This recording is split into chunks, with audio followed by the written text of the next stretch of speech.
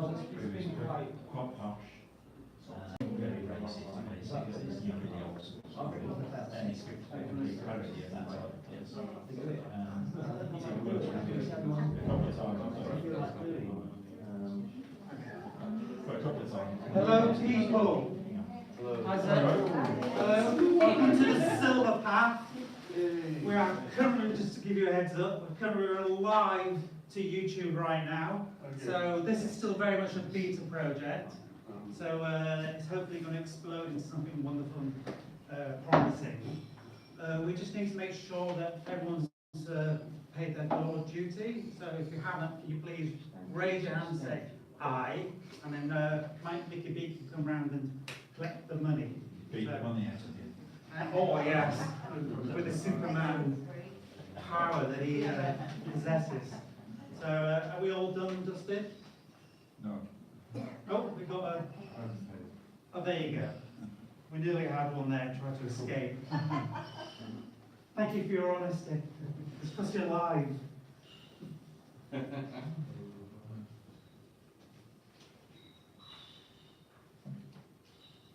you. We've got training. Wow. Well, It might take a couple of days. there you go. Thank you very much. Right, ready. Everybody?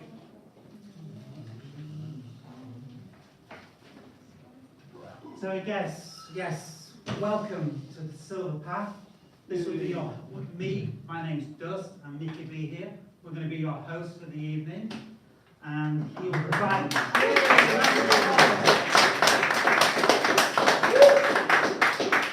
He is going to be doing the slam, which will be later on in the evening, by the way. First, we're going to have features and open mic posts as well, who will be giving not only the room their wonderful words, but the world as well. So that'll be quite exciting and wonderful.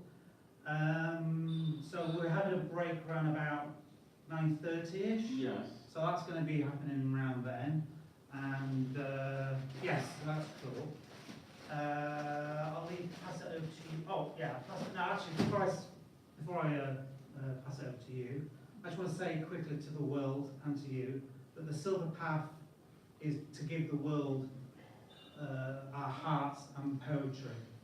Because the world out there's lots of people who can't make it out to poetry nights like this, or even, you're going to be very surprised to hear this, they don't even have poetry nights, maybe where they're from. I know, it's terrifying thought, but I suspect it might be true, that I don't have evidence to back that claim up, but I do believe it could be true.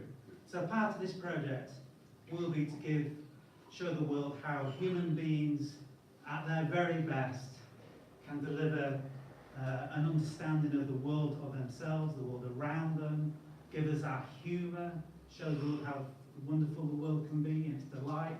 Poetry isn't just about gloom and doom, it's also about bright and light. So this is what we hope to give to the world. And this will be an ongoing thing as well, and this is the build. So this tonight, by the way, is very much a beta night. So if we seem like we're dropping the ball a little bit, please give us a break, because we've lost our other co-host, who would organise the list and timings. So this is going to be, so we'll just have to work through it and just be patient with me and Mickey. So consider this the pilot episode. Please, Please, let's make this a series. hand it over to you. Yep, I'll take it. It's Mickey B.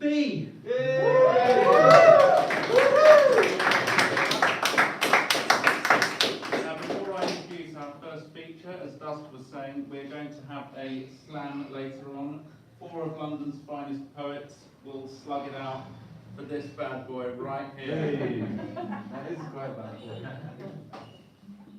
We'll leave that there where you all can see it.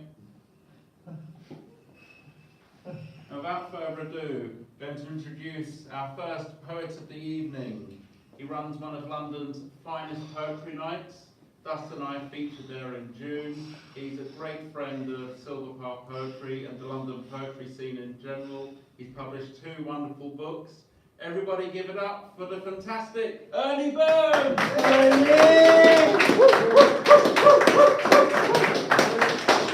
Hello everybody! I always end up being the sacrificial poet at my own night, and I am here too, so that's good. I like that. I'm a bit of a masochist, so I enjoy the pain. So there you go. Because at the beginning of a night, there always has to be someone who breaks the silence, and that's going to be me. Okay, well, I'll just start. This is new work that I've been working on, and this is called Why.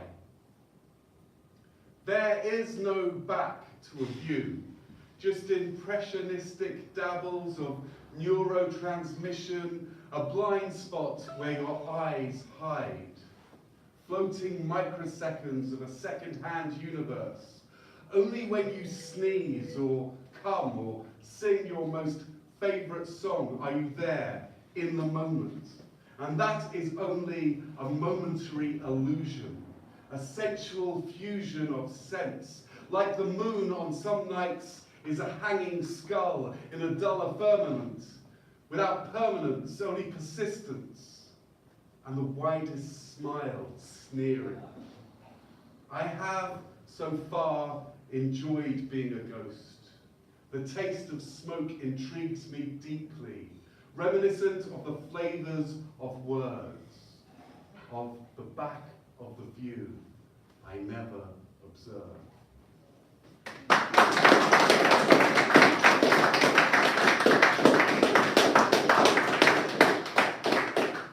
We've had a lot of losses in the poetry scene in London recently. We've lost some really good people, and especially someone called John Jasmine Clark, who's been, since I've been doing it for 15 years, and he was always there.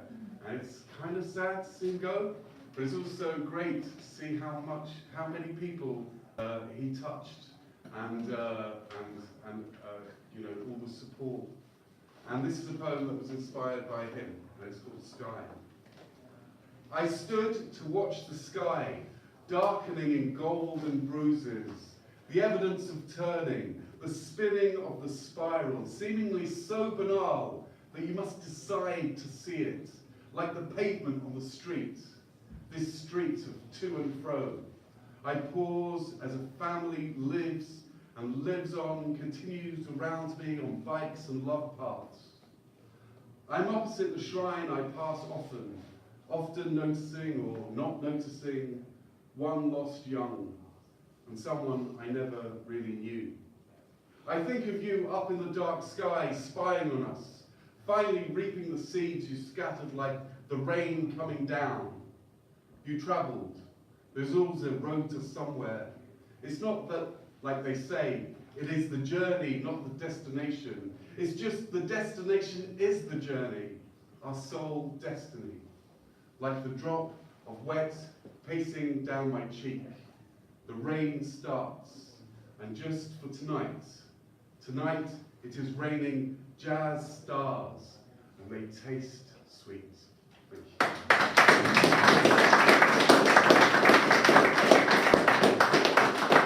Okay, I'm going to read one from my book. It's called The Impotence of Being Earnest. Well, the impotence of being. It's not like about physical condition or anything like that. It's, you know, because we're, yeah, okay. All right. So this is one I wrote a long time ago, but it's becoming really, it was resonant then, and it's resonant now. It's called Funny Bone. See if you can think who it might be about. There is a funny, peculiar bone that has grown inside his brain into the shape of a question mark. It's sharp and jagged as the tooth of a shark. It cuts and strips, and in the dark, it shines inside his mind. Bigger and bigger now. It's as big as his big ideas. Feeding his thoughts for sustenance and spears all expectation, expecting something in return. Apart from a burning, it only tickles as it shreds. It talks bullshit and it begs an independent life. A kid to fuck up and a wife to knock up too, and a dog to lick its shoe. It pans to enlarge and break the skull. In a barrage of common sense so cliche and so dull, he has kept it under drapes, but eventually when it escapes, like the birth of Zeus's last mistake, a war will then ensue. One that will affect us too. An apocalyptic hullabaloo of the peculiar funny bone coup. And so, we will drive through tears of pig blood rain along roads lined with victims that we will call progress, hurting and hating that we do not understand but are desperate to possess. We will bow to the bone in an orgy of excess.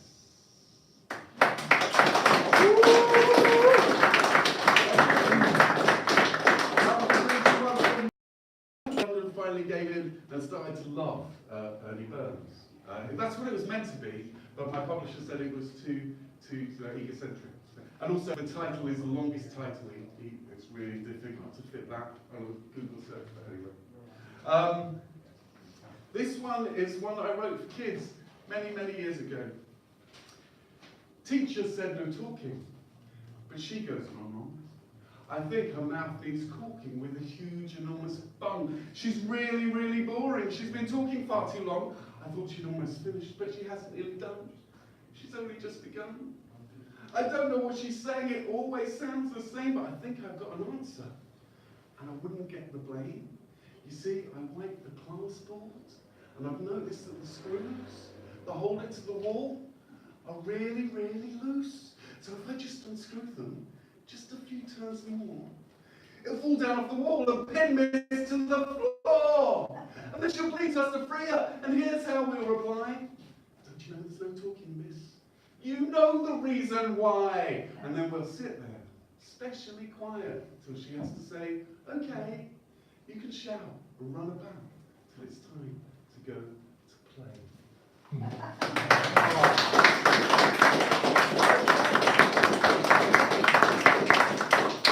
So now I'm going back to the multimedia. See that I did that really coolly there, I think. Okay. So this is something else. Whether I can explain my poetry, even to me. But this is called The Symbology of Hiding in Horror Movies. For someone who's been running all their life, I did not get too far. For someone who's been hiding, I remained mainly in view, embodying the cliche so overused by the dream machine that you can run, but you cannot hide. In fact, you can do both in parallel. They do not automatically cancel out. In reality, although the call is coming from inside the house, there is only one phone in the building, and the masked assailant only gets up again because you do too. If you just bother to lay down, stop breathing for the rest of your life, it would take the wind out of them. Masks would fall, and like always with bullies, you would see yourself. And so I am justifiably angry. And so I am justifiably lazy. And so I am just justifying this addiction, this unambitious affliction to a genre of fiction I call existence. And the predictable friction accompanying cramming the universe inside fragile insides, hiding beneath thin tropes and contrivance, closing my mind to the inevitable violence that I seem so unable to run away from.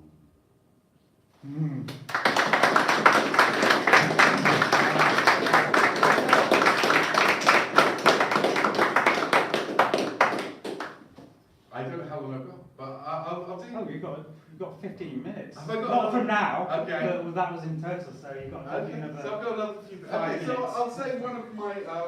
This is one of my. One that I say a lot. So you might have heard it before if you've seen me before. That's okay. It's about something that I love that seems to hate me. It's called London. London's welcoming, its knowing worldly grin, what's fragrant life like fragile smoke through wrinkled, crooked streets, that's etched across its age-old face, that's known both shames and faiths, balances their weights with ease, and that smile's dignity, that smile's disease. We craved a new Jerusalem, instead we built a London, from powdered pavement slabs carved by piss and politics and lovers' damp cries and the lies. sipping sugared liquors, oblivious to all this shit that keeps happening. The right scrabbling, the trite imaginings, the stuff that freedom brings, the stories of the winds. Ink spun thin across newspaper's face resolves inside the eye of a throng of passers-by, pictured a pain-ridden end, an unnamed 11-year-old, 3 soldiers, 4 protesters, what the bombs and bullets really do, and thanking God that it's not you or something that you saw or something that you knew or could mend. Eased into a comfort of denial, life is pain, life is trial. We pass by the news stalls, return to the business of running a world we pretend we control. It's how we are removed. You're nobody to me, I'm nobody to you. A multitude of residue, the actions of a chemical soup, divided into fractions, explaining our distractions, some crimes our appetites condone. Closed eyes hypocritically bemoan the madness that is shown, deny that it's our own, and turn and head for home, unaware of where we're going. But London is asylum, a shelter from alone, a gathering like the salt crust against the tide crest of the foam. That's how I can forgive it. The way it shames its grace, the way it keeps me living in no other place, the way it kills its victims, the way it picks them clean, the way it mills their bones down to a powder gasoline that powers up its furnace, the slightest touch of hell of a city that is holy and profane as well. But London is my lover, though it treats me far from well. It makes up for its failings with a smile that will not tell.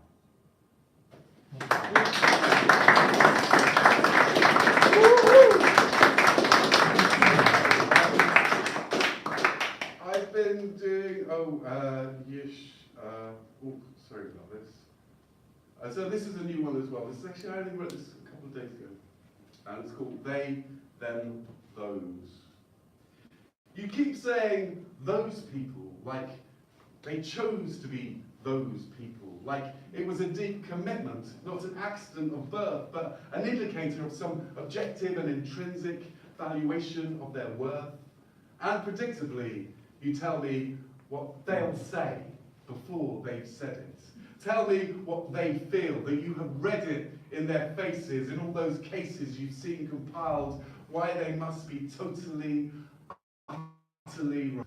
You tell me what they want, what they think, why they want it, why they bloody stink, what they'll take away, the little that they'll leave, you believe, for us, like an infection produces merely pus.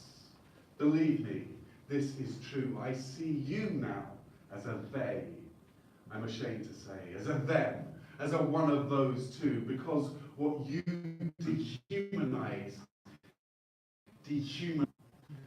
just remove the they, the them, just remove the those. If you said just people, could you paint them all as foes? Thank you very much. Small poem. Okay, and I'll finish on what was the first poem I ever wrote, and probably the only good poem I ever wrote. There we go. And it's simply this: comfort me, hold my head, let me lay in your arms, let me drown in your dreams, but comfort me.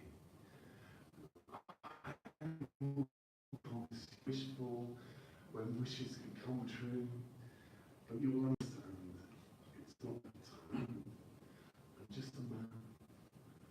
Follow me, hold my hand, let me be the hero that I hope to be. It's a dream, and I'm a fool, but comfort is so hard to find, and I will promise you all that you wish for when wishes can come true. But you will not stand, it's not that far off time. I'm just a man. Thank you.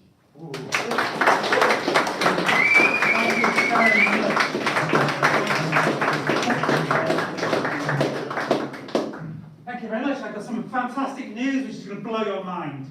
Literally. We have a record-breaking amount of viewers online right now. Yes! The world is watching. And that number is 1. Yay! If you are out there, thank you very much. So, oh yes, one more thing, a couple more things actually, quickly. Heather, who reads here, gets to sign our flag and be proudly on this silver path. So that's for all of you who have never read. You get to read this, you get to sign this exquisite flag and be part of history. And on that note, I'm going to introduce our fantastic next performer, which I'm sure you'll all love. It is Julius. Welcome to the stage.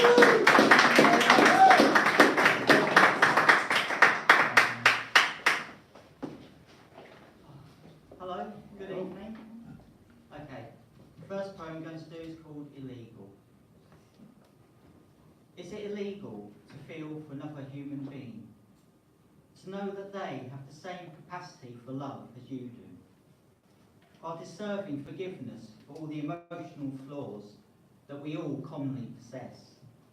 Is it illegal to care about the facts due to circumstances, such as war and abuse? Some people have no choice but to leave their homeland, leaving behind family, friends, culture and language in search for a safer life.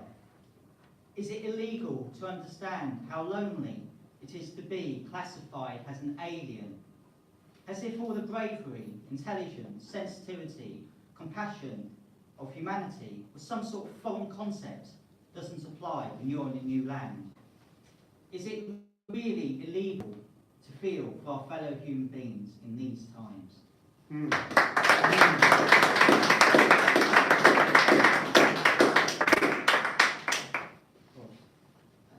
Next one is called Mixed Up Kid.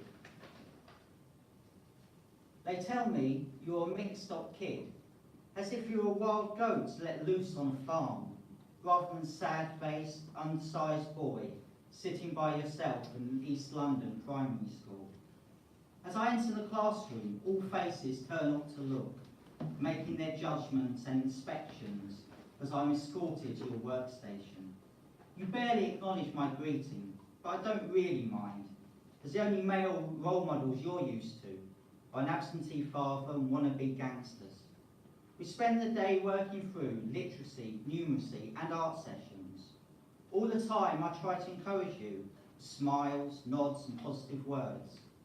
I am left most impressed with your detailed drawings of a T-Rex, which the boys behind me greet with a cry of, "Oh no, not dinosaurs again."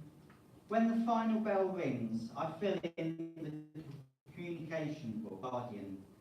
She's most pleased that you've avoided getting into fights with staff and pupils alike. On the bus home, the agency calls me to tell me that the school wants me to work with you till the end of term. I accept and then reflect on the fact that I too was once labelled as being a mixed up kid.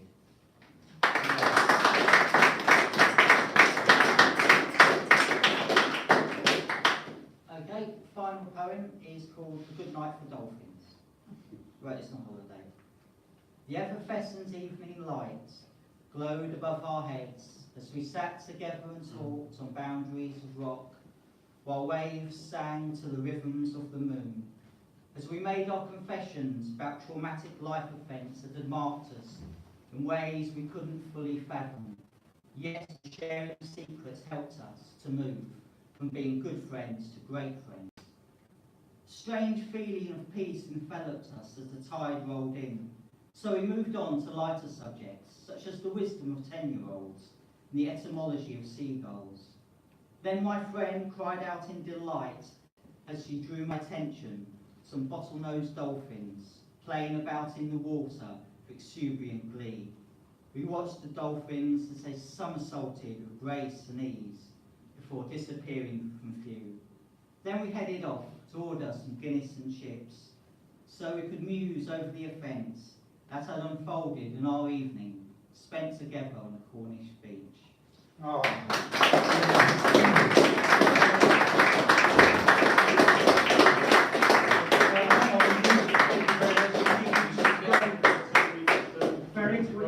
Thank you very much. You're the first person of the evening as well. That's a lovely honour. Just you can lean against the glass behind here. Popping by the lantern. There you go. You've embraced the flag. Good man, Julian. Excellent. Thank you very much. Is everyone to go? Thank you very much.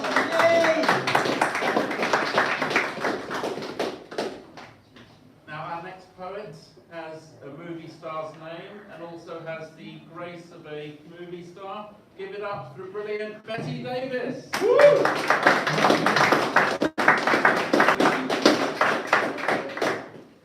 Right, this is called Home.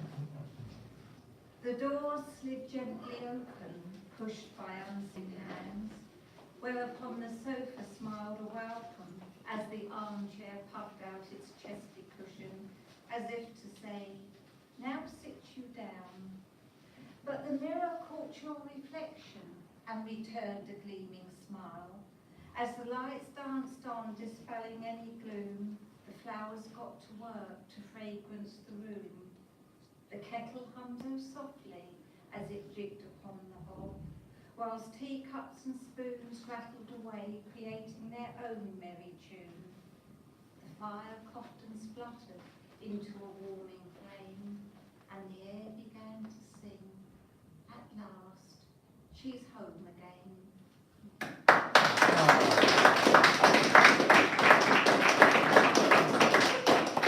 This is called Midnight Blue. The time is midnight blue, and thoughts of you feel their way into my heart, closing my mind to the distance between us, piecing together parts of me, separated by longing. The feeling is summertime, warm and carefree. You're lazy in the heat and content in your heart, as gentle evening drifts into dusk. The scent of honeysuckle fills the air. Laughter blends with birdsong, and love blends with time to create a slow-moving river of emotion as my thoughts turn to you at midnight blue. Thank you.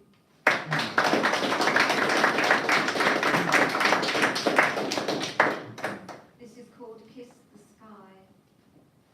She sensed him before she could see him. She felt him before she could touch him. She heard him whisper her name. Like gossamer on a breeze, his message came. I will kiss the sky and draw down the moon on a warm summer's evening in June, when the stars shine so bright 'neath silver moonlight. We will meet, and I will kiss the sky for you. We will talk till dawn, see the sunrise of a new morn. Our hearts will feel so light as our spirits rise so high, and the world will look like heaven as I kiss the sky for you. Thank you.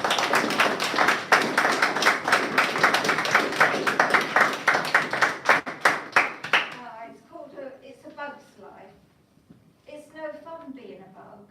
There are no kisses and hugs when you're slimy and grimy, and no matter how tiny, people still shiver with fear if you get too near. They cringe as we crawl over windows and walls, staring with big wide eyes in surprise. And if you get up their noses when they're smelling their roses, or buzz round their heads when they're tending their flower beds, the fuss they make is so alarming, it must be self-harming. And all because of a tiny thing that burrows beneath dirt and skin, because that's the only way we can get in.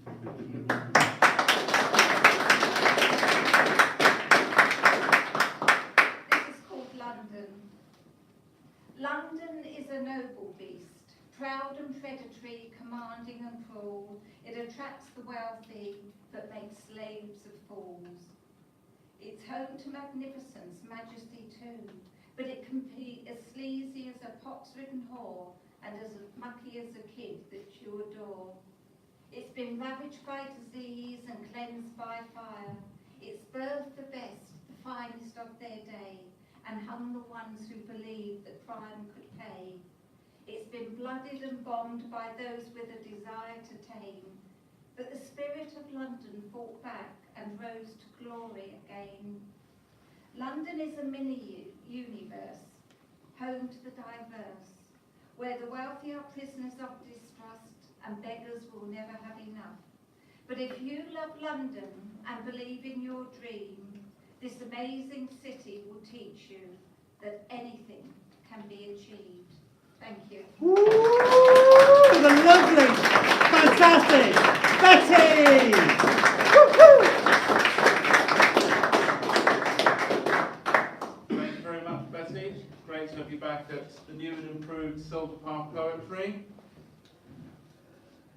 And now moving swiftly on with a first-time reader at Silver Path. Everybody give it up for the wonderful Tony Andrea.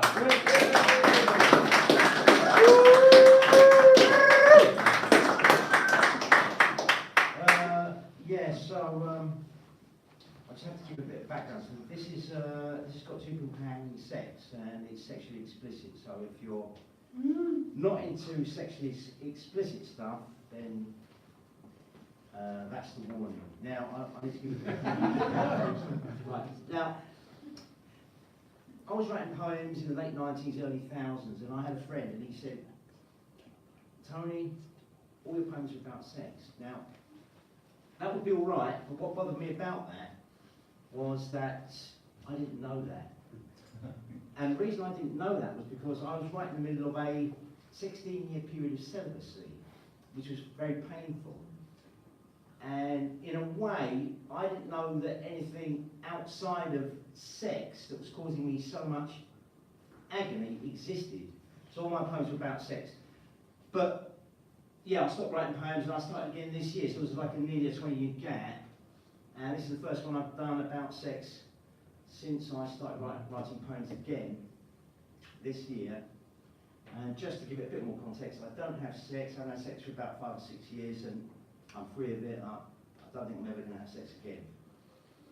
So here we go. This one is called What Martin Saw Cynthia and the Milkman Get Up To. Okay. Martin opened the door. What he then saw was his wife Cynthia on her back being fucked by the milkman. The milkman's buttocks oscillated rhythmically, powerfully, masterfully, metronomic and compelling. A hypnotic, invincible tyranny of insistent and irrepressible repetitive inevitability. The milkman, entranced and insensible to all but his object, deaf and blind in rapture, ploughed on. Cynthia too, peripheral sense obliterated by the overwhelming shock of the milkman's copious and rampant manhood, his sword of masculinity, a rigid rod of power, cutting into her composure and laying waste to her individuality. She concentrated, mesmerised and transfixed in the unfathomable sublimity of her new and total connection to the purity of animal being. It was a thrilling moment of electric ecstasy, the raw danger of powerlessness in the face of the sublime forces that overmastered them now, melting both into impersonality of body and soul in vivid and flashing, uninhibited and remorseless appetite. The milkman now in abject servitude to a consuming expanse of feminine totality in the ground of his being. Cynthia's vagina gripped his immaculately solid tool and vibrated and stroked his relentless pumping shaft with a seemingly supernatural emergency of pulsing in quivering spasmodic variance and alternation between rhythmic periodicity and stochastic unpredictability. And that was the decisive agency. Now all of a sudden they had arrived at a place at once familiar and entirely novel. Cynthia and the milkman became a single entity, no longer the context of feeling and sensation. They now were the sensation in itself, being not in time or feeling, but in the archetype of pleasure itself. They had become their own gods, and they screamed together in the original orgasm of their own invention.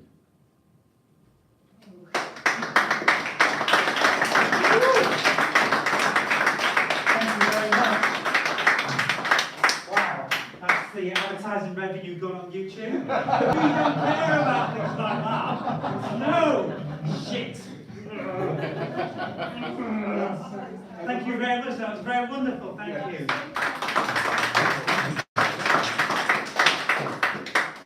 Just for a little piece detail for later on for the slam people tonight. These items here are not just there randomly, but they're a bit naff, I know, but it's best I could do, okay? But these are the prizes for tonight. Hand painted by yours truly does. So there's one for the ladies, one for the males. That'll kind of just cover the bases there. So these will be for the competition winners. So if you like them, great. If you don't, well, just pretend you like them. You don't need to take them home. Right. We have a poet I just met recently here at the Poetry Unplugged, which happens here on Tuesday.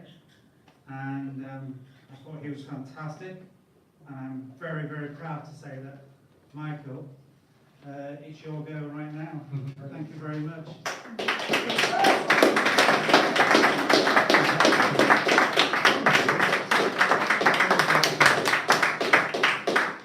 Thanks, guys. Really appreciate it. I'm going to start with a piece called Mysterious Girl. Hope you like it.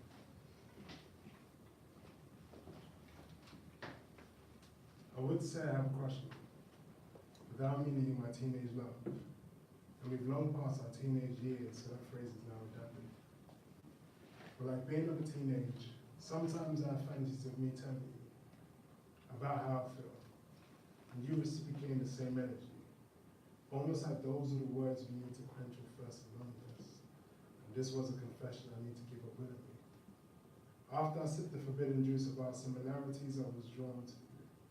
Your heavenly voice spoke always to the deepest part of my being. You shape the foundations of my building. You do this so naturally, as if you're my guardian angel that's known from eternity.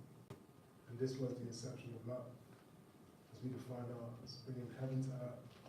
That's how I describe us, because you're my heaven on earth, as you keep me grounded while I teach you how to fly. To soar like an angel. I've always told you you're powerful. Us as a couple, there's no limits, as we create our story with all glory, because you're my glory, even when you don't feel glorious. Mysterious girl, you are victorious as we continue to win my mind, body, and soul. My mysterious girl, you make me whole. Thank you.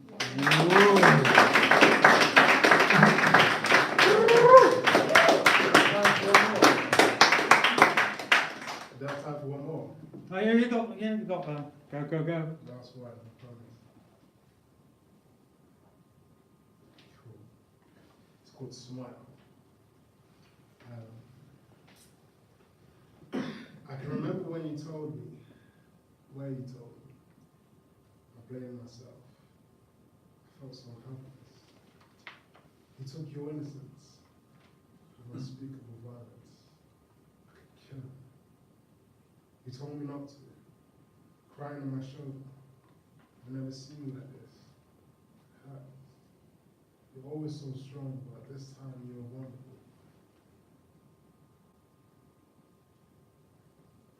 If only I was there, your kindness taken for weakness. This beautiful woman, scarred for life like thorns on roses. But you came out sunflower. Look at you. Your smile is bright as sunrise. I look forward to it. I'm glad you didn't take your smile. Never. You can never take your smile.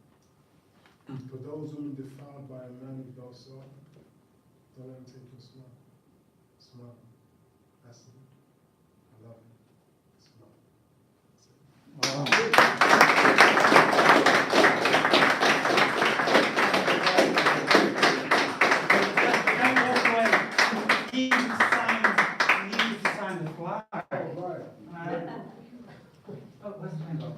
In my pocket, magic. So please, with great honour, put your mark upon the path. Choose any space, preferably on the flag bit, not the wall.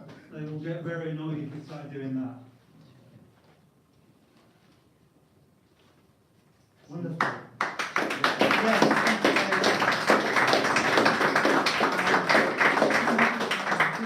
so we forgot you, and we kind of missed you on that one, so you really got away with that. Please put your signature on your flag and add to this cultural icon. Thank you very much. Right. What's Mickey B?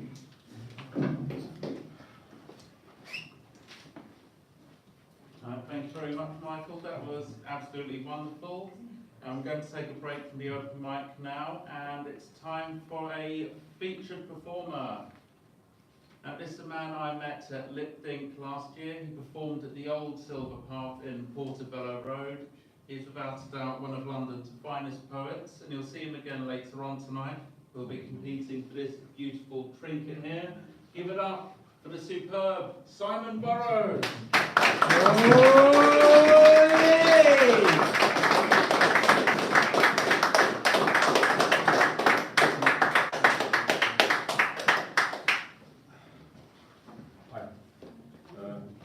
It's been a while since I read this, but quick checkup. So the doctor asked, "Where does it hurt?" I said, "Here." She said, "You're pointing at your life." I said, "That's right. I don't do religion." Okay, maybe just a smidgen, but that's spiritualism. It's not distant and divisive. It definitely isn't. That tends to be an insult to intellect.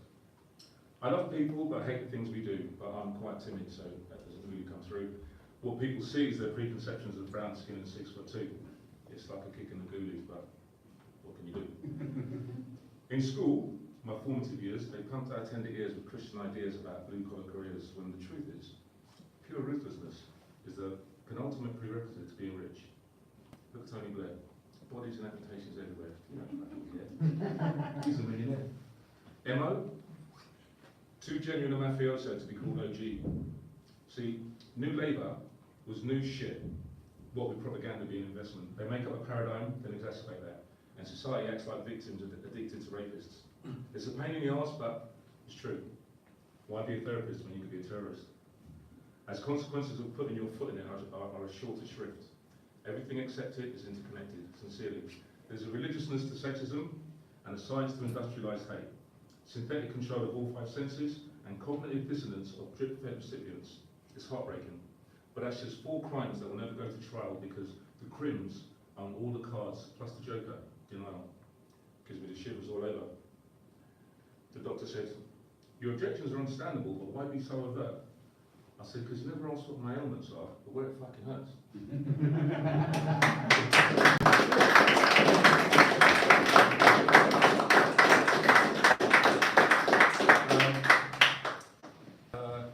This is an oldie. I mean, I haven't been on the circuit for a while.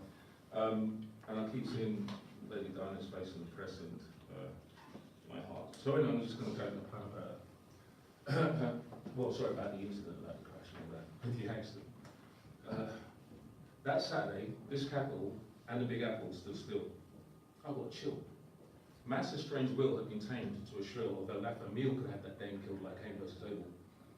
I switched on the TV. No Grange Hill.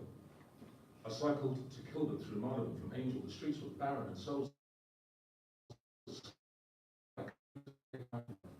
Some of them were walks, some of them to a ubiquitous domino. There she go. Grand Serenity Stage Show. Everywhere you go, all cable, pirate radio, north, south, east, west, manor after manor, everybody weeping and awaiting that Diana. The telly brought incredible, overplated bellyful. CNN News overused black people wailing like the network heard that we were good for that and paid them. Why is that we identify with high-profile marginalised and then she's being photogenic? You fed the commercial epidemic. Give them more focus to the sun that you read than the sun that you need. So we'll make them one answer. For answers, ask if you cried one iota because my eyes were dry.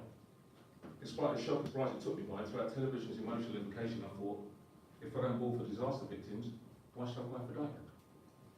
We should always be one step ahead of the horn-headed elf, or else emancipate ourselves from ourselves. The last time I see she was holidaying for free, on the seat, paid by me, being whoever she wanted to be. But monarchy proper. So property, monarchy made, monarchy laid, monarchy forbade. Monarchy could have paid to her slain since her and Dodai done a thing, then he offered her the ring, but she being mother of the king, ain't no Muslim in. So it seems to me they blew her out like a candle in the wind. When a crowd says forget the Swartza, they don't pretend. Seems they've taken a wrong turn booking her in the firm, and woke up remembering the prophecy that Babylon is due to burn, and then more men in black follow their act. Let's watch her back. MI6. Darker the Nazis imitating paparazzi. Oops. Journalists and spies, remember Kennedy's FBI? Are you thinking what I'm thinking? Both were groom and black support, like Abraham Lincoln. I'll give her props because she'll try to bring in my guy in Jamaica, but shouldn't see your industry as not the giver, but the taker that protects.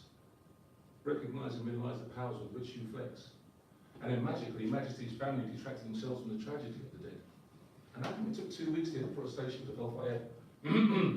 Now, the echelons of power aren't too high to be pro-diet, excuse me. Some say hold it down and try because it's not PC to be anti, but I'm not smitten or fitting the profile of the docile, so I say, wipe right for that. Wipe them tearing from an eye. Close your eyes if you never cried when his mother's razor do. Look, they're as titleless princess who expressed no interest, being mother of the future monarch and quite an anti-monarchist. Her pre-teenage sons operating tanks and guns and their parents are pacifists. A fashion-flaunting filly in a 5-star dress giving it, leave me alone, like Michael Jackson to a well-charmed press. Who marries a guy who's living a lie knowing full well he's got a bit on the sly? Though eulogised, had designed for most of those charities given patronage the longevity of an English rose. Princess Anne's noble prose. Lenny Henry's of a stone fighting sleep red-nosed. Compared to a man like Muhammad Ali, don't even bother. Mother Teresa would get propped up by the right hand of the father. For some of these I'd weep because they'd lose sleep for me, but for dying, a little sigh. Many a one like they're mortified when the malice in the palace was sanctified. They got 15 million divorce settlement. Charlie wasn't getting off the hook. Mother Teresa owned 2 saris and a book. Close your eyes if you never cried, but it was Mother Teresa who died. Mother Teresa worked more hours than a sailor she never used, or a maid that she never abused. Materialism on God's mission. Not a game in the same frame of trained brains with freeze-frame people die in the early twilight, don't die in bloody shirts and ties, and then auto lie about 121 kilometres an hour in the Merc SE200 like in GTI. And last seen sober, suddenly DUI, Henri Paul, Grand Prix the Mall, comatose, near overdosed in alcohol, and then like naive to the consequences, had a pharmaceutical. And I believe in sci-fi. Then there's money to be made. Watch all the vultures and apply. CDs, DVDs and journals look lovely beside the hi-fi. Outside Kensington Palace was a soul trader. Outside Kensington Palace was a florist. Soul trader, so he'd never been more prosperous. Elton John couldn't go wrong with that Norma Jean song. Wasn't he for paedophilia back in the days though, so I remember boy wouldn't pay, but that's okay. He was prophet in polygram. P-O-L-Y.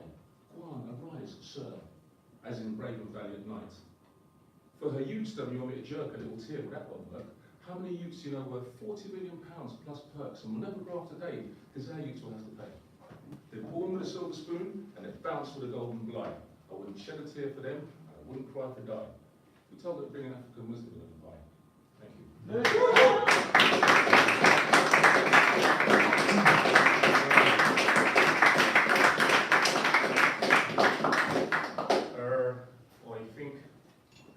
I've heard a couple on London, and so I feel I might as well just jump in there and do a London piece as well, which is kind of like my goodies to resistance. London, the inimitable eye in the little dick with the big erection, the orgy with France, Portugal, Belgium, Spain, Italy, America, etc. Shafted West Africa, India, a third of the world, and pimped the Caribbean in a party entitled Commonwealth. A fossilising charade of pageantry raised its costume facade to the frivolous delight of fox-hunting communities, Freemasons, bureaucrats, clannish aristocracy. God save our figurehead, interment supremists. Sieg Heil, the best mum in the world. They're thorough patriots. Her family are Austrian.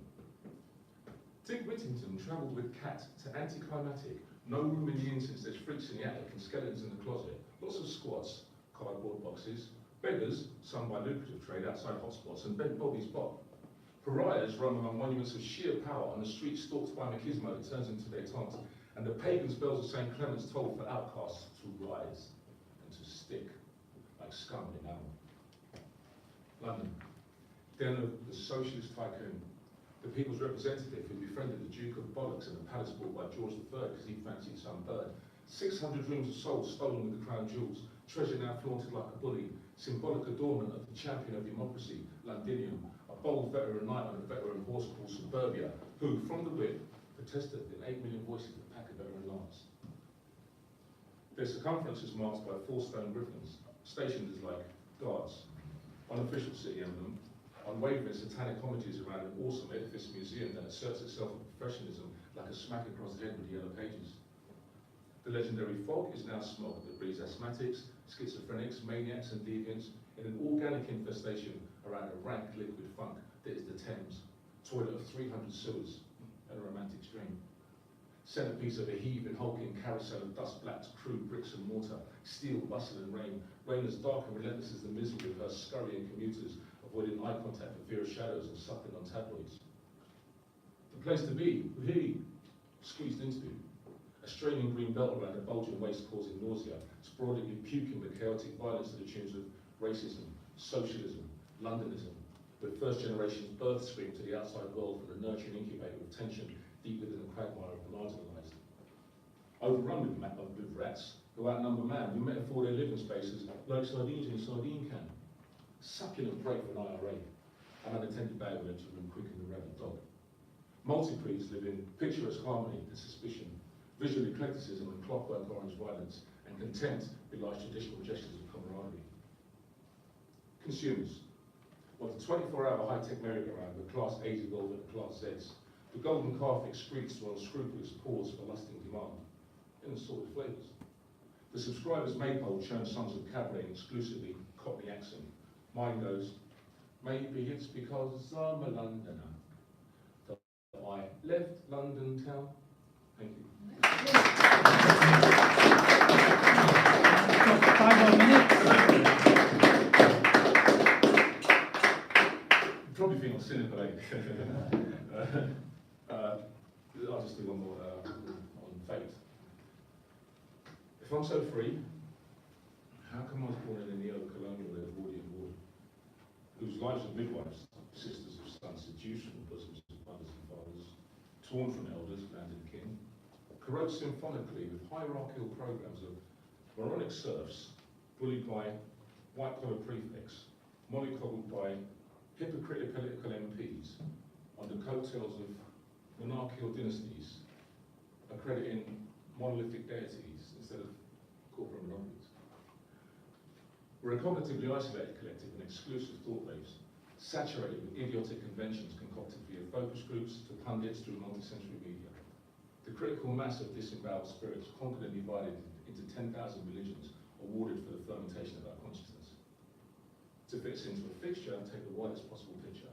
Despite the independence of plasma, we're a complacent commodity of labour on the treadmill of consumerism, reared on panoramic illusion. A birth certificate declares you property of a corporation. Your deed declares your house is theirs, your policy, your car. Everything you ever did, do, will, own and are. As if we haven't twigged that this isn't all there is. Gangster-run democracies, kleptocrats, oligarchs, manufacturing realities, synthesizing telepathies. As if angry mobs of Molotovs couldn't physically fuck them off. As if one seasonal tsunami couldn't piss at them.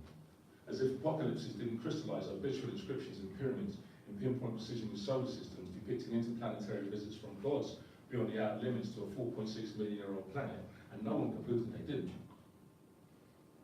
The prognosis is grim. There are snippets. One Van Gogh amplified the design, one Van Gogh amplified the fine intoxication of invisible prisms. Stevie Wonder sings Inner Visions. Professor Hawkins epitomised the raw core of enterprises where you are the book of ages supplying a beacon for dreams. The horizon is your lounge. The passing day, a 3D screen void of designed obsolescence. Language is telepathic. The quantum triumphs of your poetry are omnipresent, and success is measured by the width of your smile. Every cubic millimetre, every meritocratic mile. Thank you.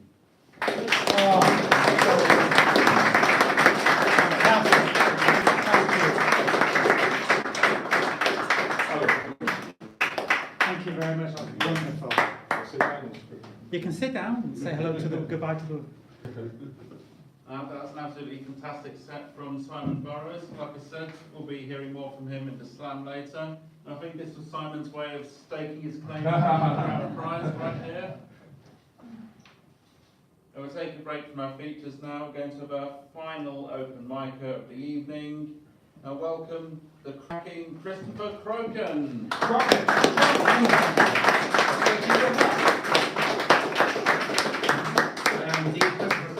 Adventurer, ex-scientist, bon vivant, raconteur, just some of the words I can spell. 2 out of 3.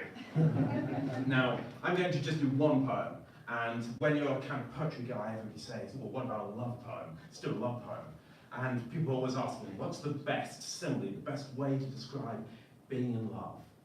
And after watching a hell of a lot of reruns of old X-Files, and listening a hell of a lot after young Gillian Anderson, I think I have finally cracked that one.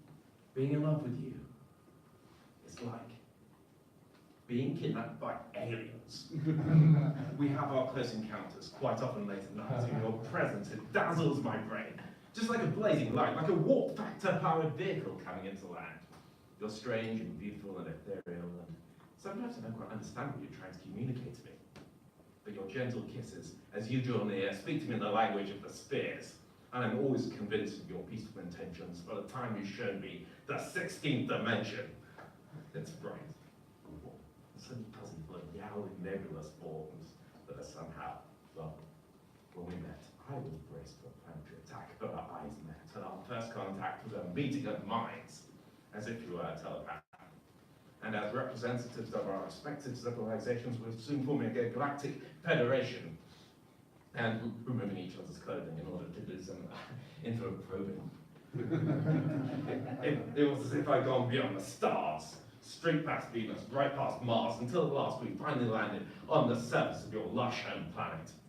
I woke with some of my memory gone, and now I made it home. So now I'm caught in your unearthly power. A minute with you and I lose an hour. No one believes me when I say there's a time when we were far away, somewhere out there beyond the stars. Something I've been experimented on, and I've still got the scars. You'll never find me naked and alone in a field in Hampshire and take me to home, feel blind, but distracted.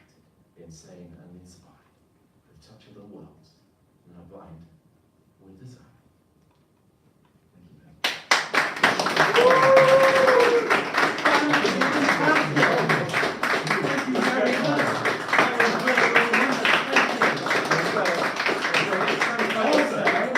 Yes, you get to sign. So Here's the pen, which is silver, I hope you all notice. Give it a little shake and sign away. Oh yes, and just a word of warning to the internet and all here that make a present, that intergalactic sex does come at risk. You may get your head bitten off. And the STDs from aliens, well, the less said about that, the better. But you can wipe out a whole planet with those. Right. I survived. We have a survivor. Let's thank the National Health Service for that, though.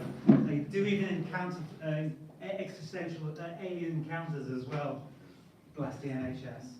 So we're having a break now. We're going to be back in 5-8 minutes. So take a breath, have a drink, and come back with vigor. Round of applause for the first half of Silver Class. Woo-hoo! Thank you. Thank you very much.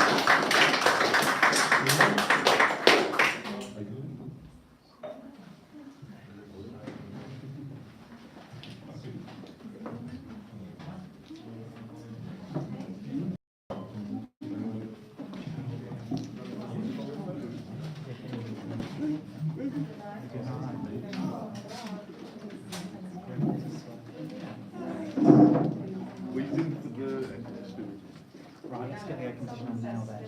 Do you want to go outside? Thank you for that. Oh yes, we're having the music on. Let's, the Bluetooth that you can connect it to that, and then that's really handy. Yeah, we're going to get it. Thank you. We're going to turn it on. Yes, it gets a bit cold in here, perhaps. I can do that now. It's doing really, really well. It's really, really good. Yes, I actually loved your first feature. I thought it was really great. he was. Whoever he was, that Ninja Vogue poet. It